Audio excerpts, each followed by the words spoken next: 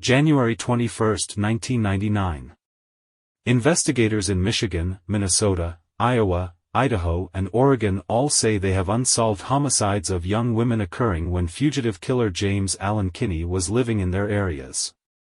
Kinney, 50, first came to the attention of police in Washington following the 1998 murder of Carrie Lynn Sherlock, a 20-year-old Braintree, Massachusetts, woman who was visiting relatives in Bellingham.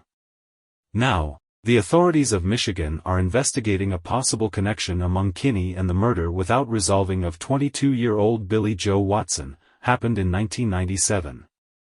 Sherlock was raped and her body mutilated in what authorities called a ritualistic sexual manner. Detectives in Whatcom County found papers in a vehicle abandoned near Sherlock's body that belonged to Kinney and listed the Grand Rapids address where he had lived for nearly 2 years. Billie Jo Watson was last seen alive in Grand Rapids the night of November 30, 1997. 4 days later, when her body was found, Kinney left Grand Rapids, buying a one-way bus ticket for Iowa, leaving behind a business he had started with another man and all his personal belongings. The allegations against Kinney were broadcast nationally in December on America's Most Wanted, including investigators' suspicions that he might be linked to killings across the country. A Vietnam veteran, Kinney has been traveling across the country since the 1980s, checking in and out of veterans' facilities and living off his disability checks. Still at large, James Allen Kinney has become the focus of a nationwide manhunt for the suspected Grand Rapids serial killer.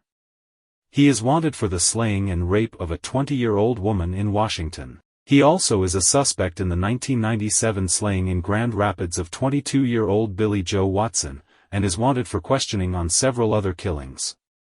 Kinney, then 50, had been a resident of the Creston Heights area until shortly after Watson's death. A Vietnam veteran, Kinney is believed to have traveled the country since the 1980s, checking in and out of veterans' facilities.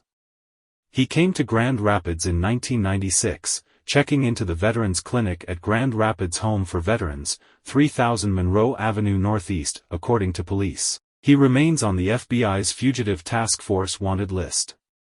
Investigators also have said Kinney's victims suffered mutilation of a ritualistic sexual nature. Carrie Lynn Sherlock, 20, of Braintree, Massachusetts, was eager to see the world. She was always friendly and trusting of people. Those qualities concern her mother as Sherlock boarded a bus to travel across the country to Bellingham. She let her daughter go, but made Sherlock promise to call every day. Regrettably, her mother would later learn the validity of her concerns as Sherlock became the latest victim of another Bellingham killer. Sherlock came to Bellingham in 1998 to visit her uncle, to look at Western as a potential school and to see the Pacific Ocean for the first time. As a lover of the outdoors, she went for a hike in the area on October 3. This was the last time her uncle, and everyone else, would see her alive. Her body was later found about an hour outside of Bellingham on the Mount Baker Highway.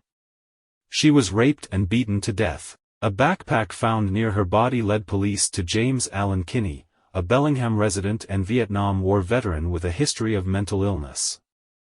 A warrant was released for his arrest, but Kinney already fled the area. Kinney also had warrants in Michigan and Ohio for murdering 2 other women. Kinney managed to avoid capture for 3 years. It wasn't until a tip was called into America's Most Wanted from a viewer in North Carolina who recognized Kinney, that he was arrested and admitted to Sherlock's murder. Kinney was sentenced to life in jail without parole. He is serving his sentence at the Washington State Penitentiary.